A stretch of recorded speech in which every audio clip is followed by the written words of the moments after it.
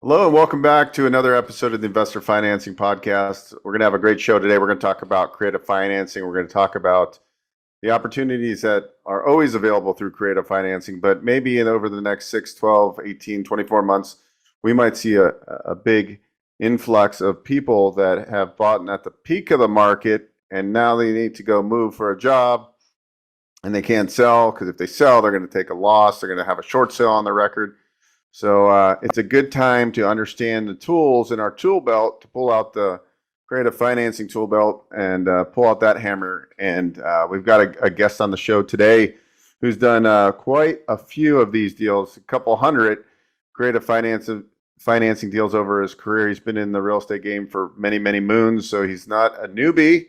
So that's good, and he's ready to weather the storms that come at him. And that's what the great thing I like about creative financing is you're really helping people, right? At the end of the day, obviously you're going to help yourself by possibly making some spread on the payments or flipping the deal out or whatever, but you're helping somebody who doesn't have any options the traditional way because, right, they're going to call a realtor and the realtor is going to say, well, you're underwater. There's nothing you can do except short sell.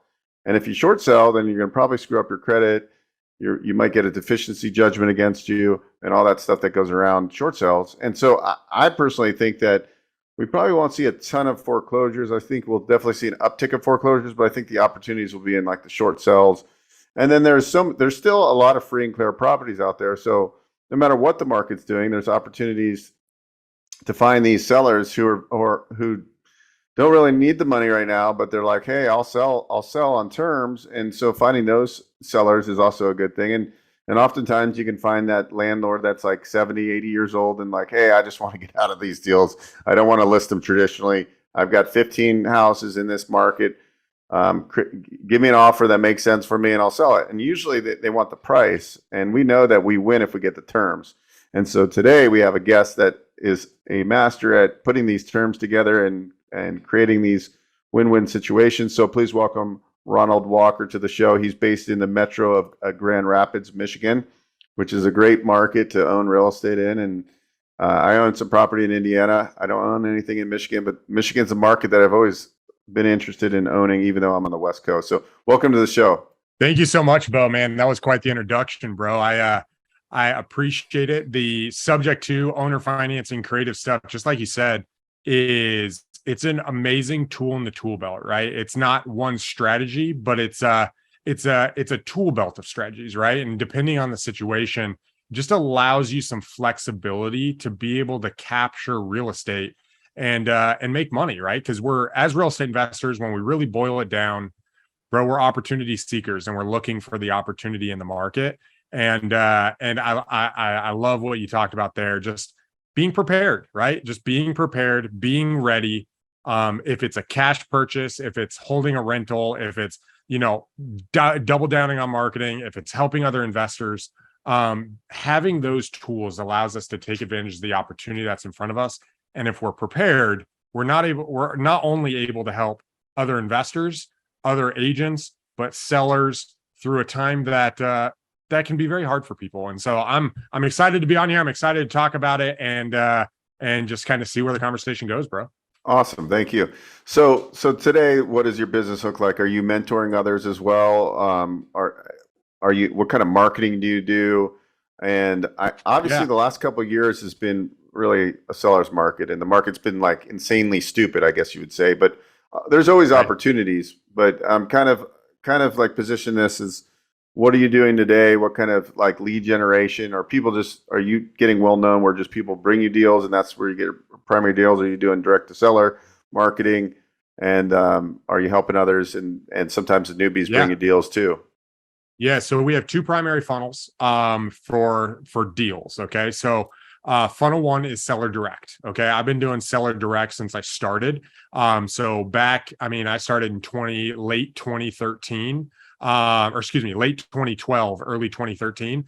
And I started with just direct mail, and I've never really left the seller direct. I realized early on, if I could find the deals, I had options, right? If I could self-source, I could either wholesale them, I could partner with another investor, I could pull equity out of it, I could do seller finance, whatever I wanted to do, the key was the seller direct. So I never really left that since the beginning. So right now we have a seller direct funnel, and then I have relationships. So I buy from wholesalers. I've got 6 flips going on right now. And so I have the wholesaler and agents where people, just from relationships. I do JVs. I ran an education company for a long time. I'm doing a little bit of that now, just with coaching and some things on that end. But I also get, people who want to come and they want to partner on deals, whether that's owner financing, whether it's subject to, whether it's lease option, or just even cash deals. I just did one in Texas. So those are the 2 primary funnels that I have. On the seller direct, basically the way it looks like, bro, is I got 3 cold callers. Basically we're pulling the list, we're skip tracing them, we're cold calling them. They bring them into the system. Once those leads are generated, I have a follow-up specialist. That follow-up specialist then opens up the conversation and qualifies them. And then we do a live handoff to my closer. It's either me or I have an acquisition closer on the team. And then he really, gets down, figures out what the person wants to sell for. And then we're either contracting them right over the phone, or we're setting an appointment, going out, meeting with them if it calls for. And then we do text messaging, a little bit of direct mail, and I've been touching base on some other things, but I'm, there, let's just say it's like throwing paint at a wall. I'm always testing new things. And so, but those are the primary funnels right now.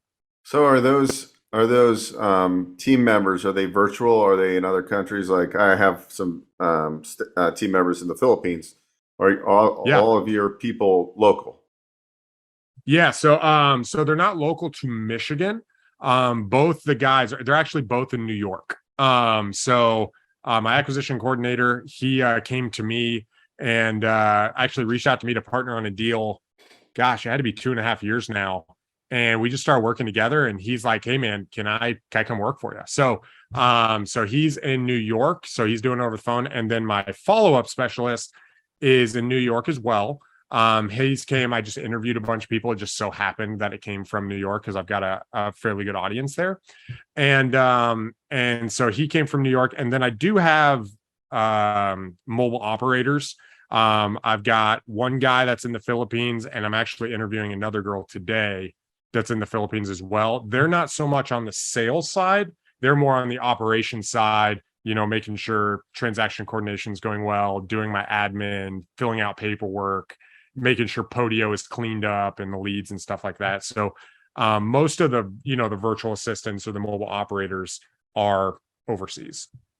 Wow, so you have a really good system, right? I think that's important for people to understand. A lot of people get into the real estate game and they just think like deals are going to mysteriously fall in their lap. And the truth of the matter is you have to treat it like a business. And I would have to say that although I've done it, my share of flips and buy and holds, and I'm strong on because I have a financing background.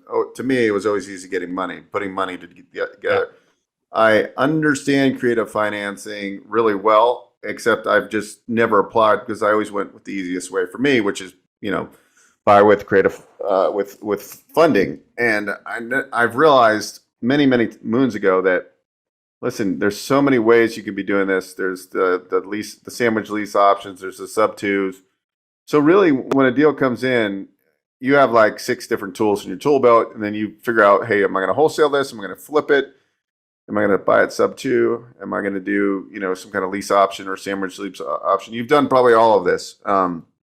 What excites you the most? Like, you have 6 flips on the market, and every market's different. I'm seeing signs. I'm in Las Vegas, and we're definitely seeing some price declines, and that there's not as much buyer demand.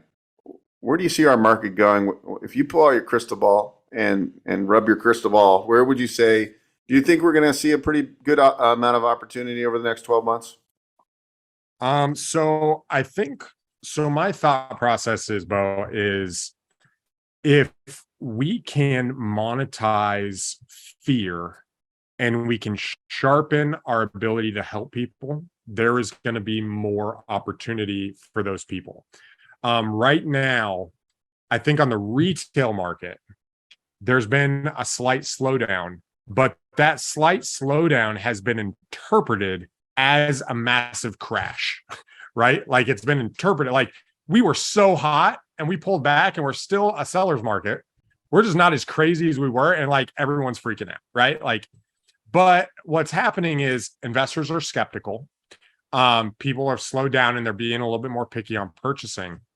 And so if interest rates and they say, yo, we're going to crash the economy and we're going to take interest rates to 18%, like it was in the 80s when inflation went crazy. If they decide to get like real serious on that, it's gonna absolutely deflate prices. The cool thing though is that real estate trends in quarters, right? Like real estate is not like the stock market. You don't wake up one day and boom, all your money's gone, right? It gradually decreases. And so you can watch the trends. And so for me, especially right now when people are slowing down, is I'm getting, more picky on my criteria because more opportunity from wholesalers are coming up and just buying what I want because more investors are saying, you know what, I went through 2008. I'm going to sit on the sidelines. I'm just going to see what happens. And I think as people do that, the ones who are looking for opportunity are going to find it because in real estate, there's always money in real estate. There always is. The question is, what side of the trade are you on? Are you getting the right terms? Where are you making your money at with those properties? Is it on arbitrage between cash flows on a lease option? Is it on a down payment if you wrap the deal? Is it by wholesaling the deal and you pick it up and you wholesale it and you flip it to a flipper who's going on the way down?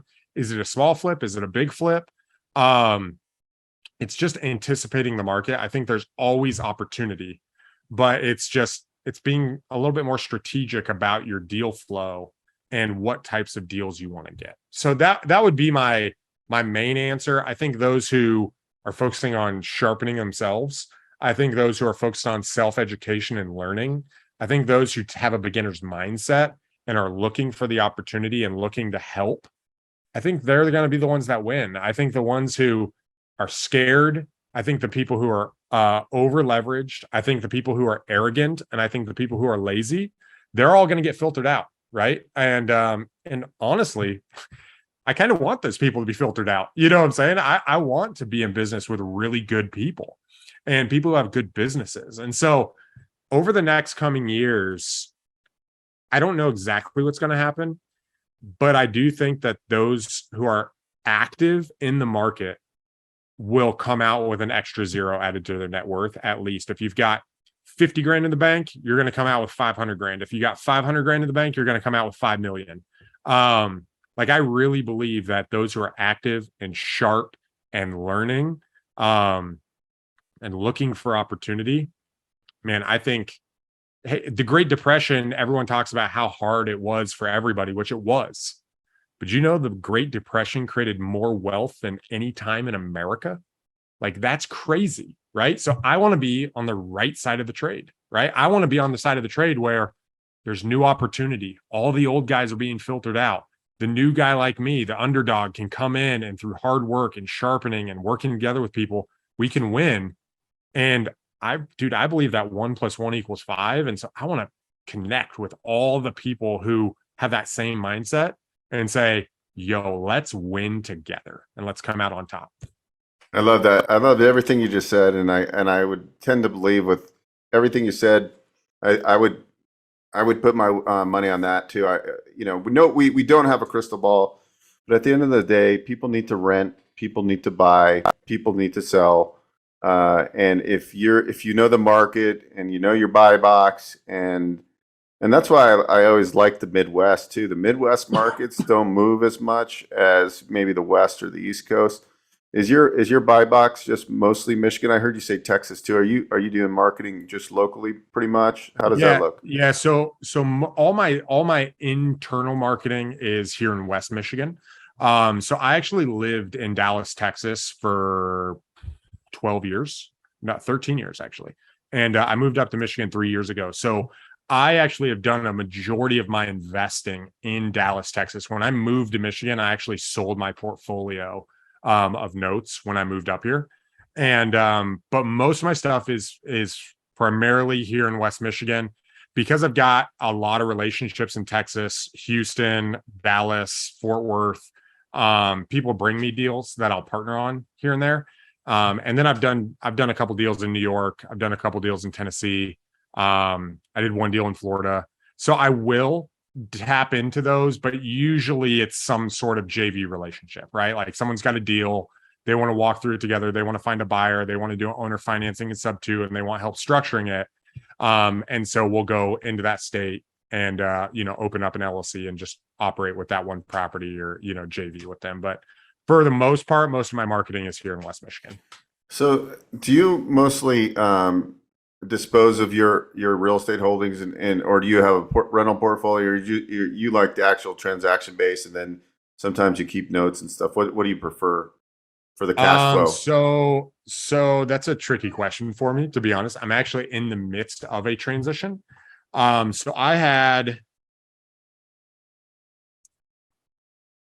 one of the biggest mistakes that I've made, let's frame it this way. One of the biggest mistakes I made is I have always been seduced by quick cash. Okay. I've been seduced. I got in the business because I was making $100,000 a year at JP Morgan Chase managing money. One of the guys I was managing money for, he did a $3 million deposit. I was like, bro, what the heck did you just do? And he took me out to lunch and he's like, I flipped an apartment complex. Here's what I did. I'm like, yo, I need to figure out how to do that. Right. So fast forward, then I'm at this event at Lifestyles Unlimited, and this guy on stage is talking about rental properties. And he's like, yeah, I decided not to keep these rental properties. So I just pushed it out to the group and I had a guy buy all three of them. I made $18,000 in 2 hours. I was like, what? What are you talking about? 18 grand? What am I doing? Right? Like, what am I doing?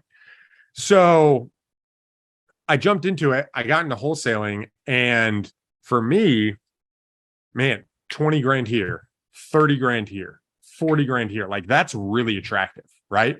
The problem is once that 30 grand comes and goes, you don't have any money, right? It's gone. So I got into creative financing. I got into subject to owner financing wraps specifically. So we would buy them subject to, and we'd wrap them. So I had an underlying lien and I had a lien with my buyer. And I did about 120 of those my first year and a half jumping into that. Just went really crazy. JVs, we split out the profits with other wholesalers who were bringing them to us. And that was really awesome. Well, when I left that partnership, because it was me and three other guys. It was me. It was me and two other guys. I won't say their names, but I sold my equity in that. I took cash. I sold that portfolio off and I went into flips, and I just essentially wholesaled and flipped.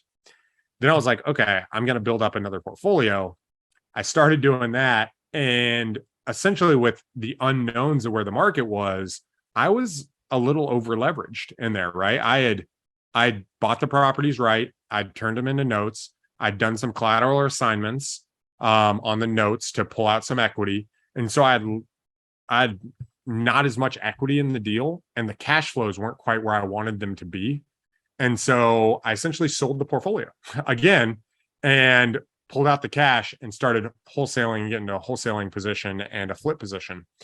And so for me, when you ask, like, what would you rather do? I've been struggling with the fact that billionaires, not that I'm necessarily aiming to be a billionaire, but when you think like a billionaire, billionaires own everything and they don't sell, right? They own it and they keep it and they pull out their money with loans. I have been very much on the get the cash to have opportunity. And so I'm actually currently in this place where it's like, okay, I want to own, but what do I want to own? And so now that's where I'm at in my business is, okay, what do I want to own? I want to own storage units. I want to own rental properties here on the west side of Grand Rapids. I don't want to have anything super far away from me. I want quality houses, right? I used to be like $70,000 houses, $80,000 houses, get into the war zone areas, fix it up, try to make a little bit. I don't want that stuff. Like I've dealt with so much of that. I want nicer houses, right? I want $250,000 houses. I want not nicer at the up end, but the median income, right? Things that I can be proud of. And so for me, everything that I'm doing and the way that I look at it now, Beau, is yes, I want to make money. And making money is super important as an investor. You can't live without it. It's like air, right? If you don't have it, all of a sudden you're going to choke, right? You don't realize it. But I also am representing myself, right? 131 Home Buyers has a brand, it has a reputation. Ronald Walker has a reputation. And I want the houses that I own, the storage units I'm going to buy, the apartment complexes, the notes that I have, I want them to be quality over just the fact that they might cash flow $400 a month. Just the fact, like, I want good how do I say this? I don't want brain damage, right? I don't want brain damage properties. I want good quality in areas that I like and stuff that I can be proud of. And so that's kind of my shift is, it's kind of an interesting spot to be like, I was just calculating, like, I've done over 400 deals in my whole career. And right now I own 6 right now that I own because I've sold them all. Now I'm in a good cash position, but it's like, okay, how do I want to adjust the path to freedom? And so that's it's kind of interesting that you asked that question right now, because I'm kind of in a pivot moment, even in my own real estate portfolio and going into bigger deals and that kind of stuff. Yeah, no, I think this is an important conversation that everybody, right? Because I have a bunch of rentals, and they're kind of a pain. I mean, I have property managers, but at the end of the day, these older houses in the Midwest, you're dealing with maintenance. What's your real cash flow at the end of the year? Now, I've been fortunate to buy right, where I've gotten a lot of appreciation over the years. And so it's still an attractive asset class to me, that I do like the kind of inexpensive markets that have some gentrification going, and I'm going to get some later appreciation. I can almost set it and forget it because I have property management that, is going to do a decent job. But I also see people that get into, like, let's say short-term rentals, and they buy $1 million properties and they leverage it with good bank financing. And, they're making 50, 60 grand a month gross revenue. So they're probably netting 20, 25 grand a month just off 5 assets, right? Or you're right. Like, self-storage has been something on the back of my mind. And it's like, God, these are, I finance a lot of them with SBA financing. I help these people buy. I have a guy right now who's got one under contract, or just about under contract, 45 units. He's going to build another 30 units. He's going to be all in on this at like 700 grand. And we're going to finance 90% of this whole project, right? Like, it's just unbelievable what's out there. So, but at the end of the day, we need the transactional income to get us to the point where we can have these other cash flowing assets that are almost like forced savings accounts, right? Like, if money's in my bank, I feel wealthy, right? Like, I have some money sitting there, and I'm like, I'm not really stressing. I've got enough in reserves that I don't need to worry about. But at the end of the day, I almost want to deploy that money so I am broke again, right? Like, I don't want money in my. That's what Grant Cardone does. He just what he says he does, right? At least, but it's true. Right. And I think there's a combination of both. Like, I love the fact that, hey, like, you're what I call a deal architect. Okay, you've done over 400 deals. You know how to structure deals on every angle. So, like, for what I foresee for you is, like, okay, you're going to continue to get these deals, and the only difference is now you should just say, okay, here's a 4 savings one, which goes into your long term. Every 4 deals I do, one's going to be a 4 savings account, and just hold. Because also, too, when you're doing transactional, you're getting taxed at the highest rate. If you have these other properties, you can cost seg, and you can offset all of your income. Because the other thing is, too, if you're paying 30 or 40% in taxes, like some of these people, it's like, guys, learn these loopholes. Learn the short-term rental loophole that you can cost seg, you get the bonus depreciation. Don't pay taxes if you don't have to. Learn. Absolutely, bro. Yeah, absolutely. Well, and that's the thing with when I say, like, being seduced by cash, and I'm comfortable talking about that because it really is. You think, man, I'm going to make 30 grand. I remember my first tax bill. When I first got into the bit, I had paid like 30 something thousand in thinking it was going to cover it. Right. And then I filed it and I got this call. I had, dude, at the time, I had an HTC Hero. Okay. This was like when smartphone or touchscreens were like fairly new. Right. And I got off the call. I'm not going to say how much they told me I owed, but dude, I threw my freaking Hero. It shattered against the wall. My wife came in and was like, what's going on? I'm like, yo, this is crazy. I got to figure something out. But one thing or two things I want to focus on what you said is I think it's critical with the types of houses like in the Midwest market. You get into a house that's 100 years old. We just had one, bro. We had one they were looking at, and we're looking at the water line.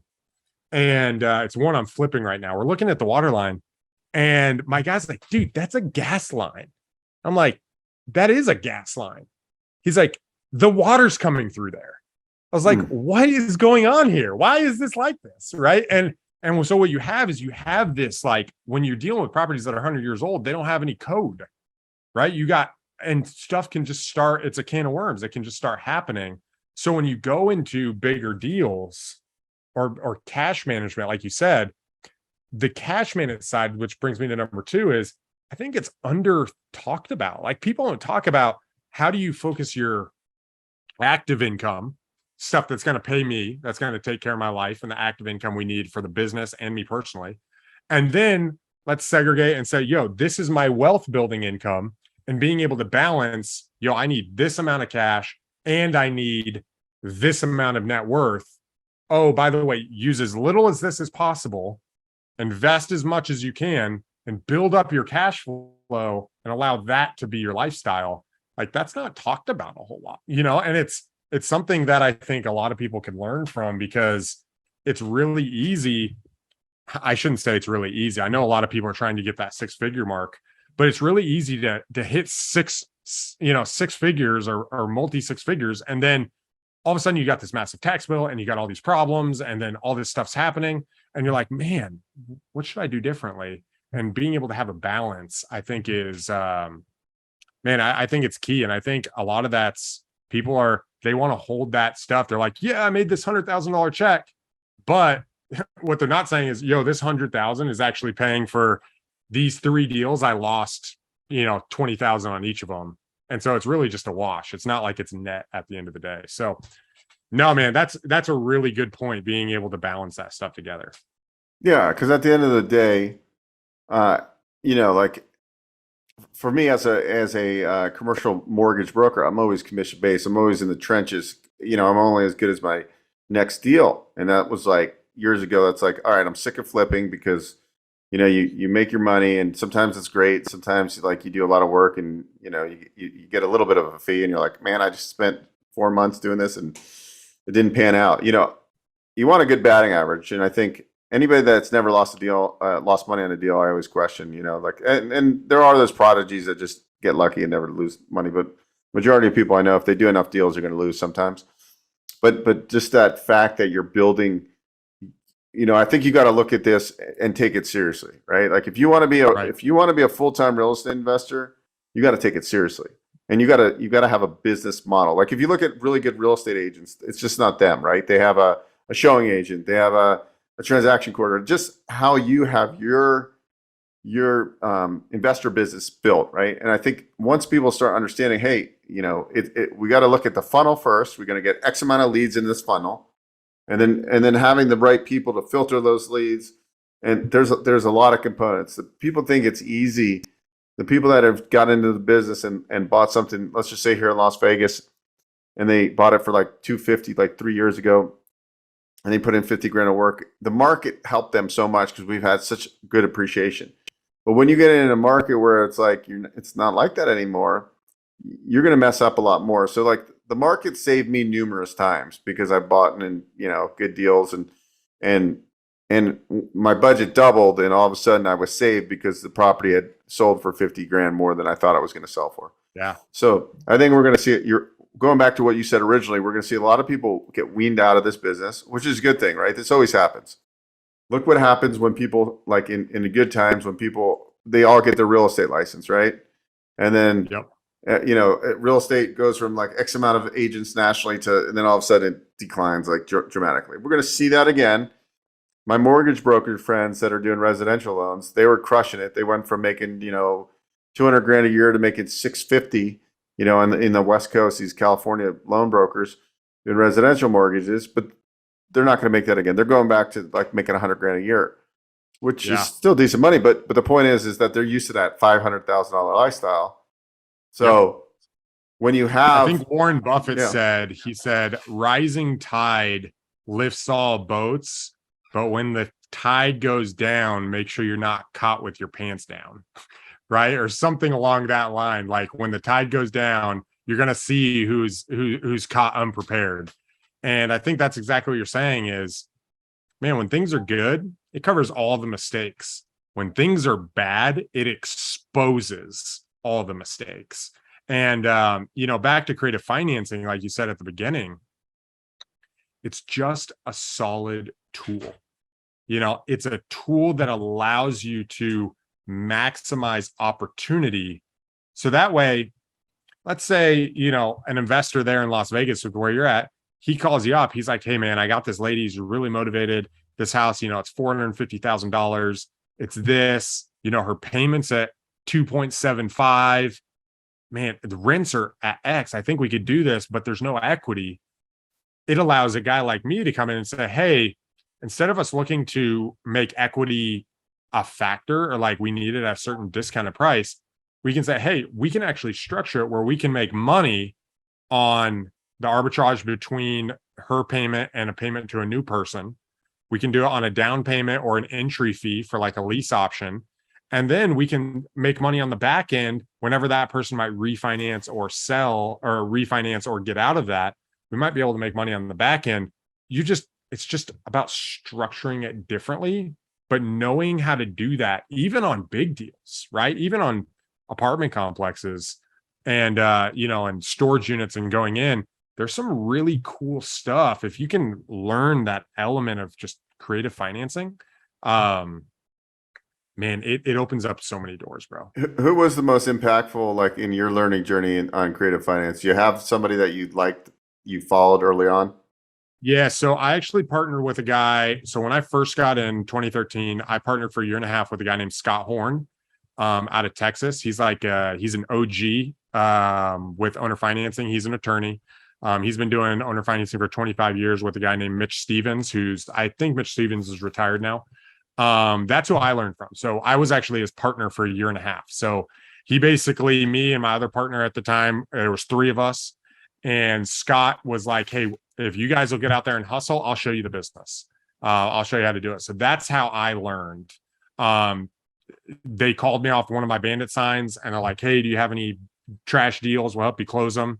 When that happened, I actually brought 7 owner finance deals to them in the first month.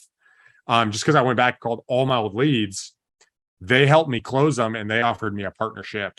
And then that's how we built up that portfolio. So right now, couple awesome guys like there's a Facebook group, Creative Financing, with Mark Monroe. He's awesome. He knows a lot of good stuff. There's the big guys out there like Pace Morby. Pace Morby's got some really, really good stuff. He's an excellent teacher. He's very, very clear and makes it easy to explain and makes it easy for you to explain it to a seller. You could also go to Propelio Academy. I know they got some owner finance stuff on there for free. All of those are just good sources of knowledge because it really starts with that, right? Like real estate, it's really 3 things. It's, do you know what you know, or it's knowledge, it's gaining, it's attaining knowledge, it's understanding strategies, it's the network, the people you're connected with, right? Like me and you connecting, the people you're connected with in your local market, your team, not necessarily people you hire, but your team around you. And then lastly, it's your ability to just find leads, find deals. If you can do those 3 things and you've got a system for those 3 things, like you're going to win. And so creative financing, go find the free stuff. And then, I don't have a mastermind group or anything anymore, but go find something you're aligned with and join some higher players and learn what they're doing, connect with them, reach out and really get plugged in because you'll learn so much just getting involved. That's awesome. Awesome. Yeah. I mean, I'm always learning, right? Like I'm sure you're always learning as well. You're never going to stop learning in this business. It looks like you read a lot of books. What's Yeah, that's why I have this behind me. I've got that. It's actually so I have this one right here to my right. This is an entire bookshelf. 1, 2, 3, 4, 5, 6 shelves. And then we have a library upstairs. Upstairs in my house, we have a library for all of our like classics and fiction books. Our whole family's huge readers. So I got 4 kids, and my wife reads a lot. We're huge readers. You're listening to the Investor Financing Podcast. We'll be right back after this break. Hi, this is Beau, host of the Investor Financing Podcast. I appreciate you checking out our channel. On this podcast, we talk about real estate, investing, financing, business lending, and acquiring and expanding your business. I'm sure you will find some videos here that will help you build your business empire. There's a lot to see. Take your time and make sure you comment, like, and subscribe. Thanks again. What's one of your favorite recent business or personal development kind of books that you've just read? Or I would say my most recent, I will say my number one book is The Law of Success by Napoleon Hill. It's his masterwork. A lot of people know Think and Grow Rich, but The Laws of Success is number one. Recently, so hold on. So I just reread Steve Jobs' biography, and that one's really good for those who haven't jumped in. And then I also read I'm pulling it out here. Oh, that's the one. The War of Art by Stephen Pressfield. You can read it in one sitting. It's so good. It talks about resistance, and Joe Rogan talks about it. That's why I picked it up. I was listening to one of Joe Rogan's shorts, and dude, so good. You can read it in one sitting. So I'd recommend that one. And then another one that is not as well known, but for maybe even for you, bro, is Russell Brunson has .com secrets and expert secrets. He has another one that's traffic secrets. That one is super good. Like traffic secrets on how to drive traffic. Very, very, very good. I just finished that, I think like a week and a half ago. And so super good stuff. yeah, I mean, if you're trying to get deals, that's a great book, right? Like, or for me, trying to get loans, right? Like I got to learn this stuff. I know a lot already because I already get my phone to ring a lot, but Right. you can always level up, right? Like you learn one little tip and that's going to be an extra deal a month, right? Or deal. And it's like, Absolutely. it takes you a couple hours to read a book. So that's the real key. I think that's the kind of the basis of the conversation is that you have these tools available, have the right network around you. So when these opportunities, and obviously the opportunities most of the time aren't going to fall in your lap. You've got to create them, and you got to create the funnel and the sales cycle for whatever you're going to do, whether you want to self-storage or rental properties or flips. But there's a lot of opportunity coming. Where can people follow you? Yeah, so you can find me on YouTube. If you can go Ronald Walker. I'm on YouTube. I also have a podcast myself at Real Estate Power Play. If you go in there and you want to connect, you can go to our link trees in there. You can go to Facebook. We're on Apple. We're on every major podcast platform, so you can check us out there. And you can find me there, bro. This has been an awesome interview. I'd love to get you back sometime where we kind of just that would be just a deep dive on like how you maybe a case study walkthrough of how to structure a deal. Dude, like where I'd love to do that. Yeah, where we show like maybe some visuals, just keep it simple, but like, hey guys, this is the basic concept of the subject to, or this is the way I did this sandwich lease option or something fun like that, because I think people get a lot of value out of that kind of stuff. Yeah, no, we can set it up. I've got a thing here. We can set up. I can do some visuals. I can draw on it and stuff. And let's do it, bro. Awesome. Well, thank you so much for your time, guys. I hope you enjoyed this episode. We're bringing on guests all over that do different things in real estate in the business space. And I hope you guys continue to watch and subscribe to the channel, because I'm just going to bring more people on to open up our minds to what's out there, guys, and to a lot of people out there that have W-2 jobs and want to quit their job, it's, you're only 1 or 2 deals away from getting that money, that $100,000 that you're going to make as a W-2 employee gives you a year to ramp up your real estate business. So, all right. Thanks everybody. We'll see you soon.